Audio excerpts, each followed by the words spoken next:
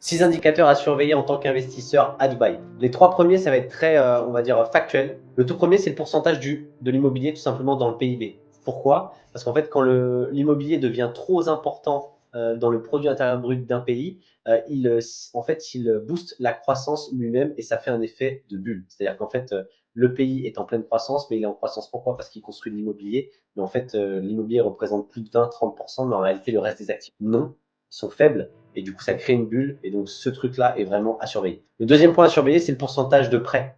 En fait, plus il y a de prêts, plus le taux est important, plus il y a un risque de bulle. C'est ce qu'on a vu dans les années 2008 où ça avait explosé de X% en quelques mois, où ça avait montré en fait qu'il y avait un effet où beaucoup de gens faisaient des emprunts et démultipliaient l'achat de propriété, ce qui est dangereux quand la dette devient trop grosse sur un pays. Le troisième point, c'est tout simplement la croissance de la population. C'est simple, Dubaï crée des logements pour doubler sa population d'ici 15 ans. Ils veulent passer à 7,6 millions, ils sont à 3,6. Il faut surveiller à quel point la population et l'arrivée de personnes suit cette dynamique, puisque sinon ça veut dire qu'ils construiront trop par rapport au nombre de personnes qui arrivent. Et ensuite, il y a 3 points à avoir en tête, à surveiller pour vous et votre investissement. Le premier point, c'est le prix du pétrole. Même si le pétrole n'impacte pas tant que ça Dubaï, puisque son PIB n'est lié qu'à 5%, il me semble, sur le pétrole, il faut savoir que n'empêche sur tous les Émirats, ça reste quelque chose d'énorme et du coup un impact énorme sur le prix du pétrole peut impacter le pays et peut donc impacter un peu l'immobilier. Le deuxième point, c'est une crise financière mondiale.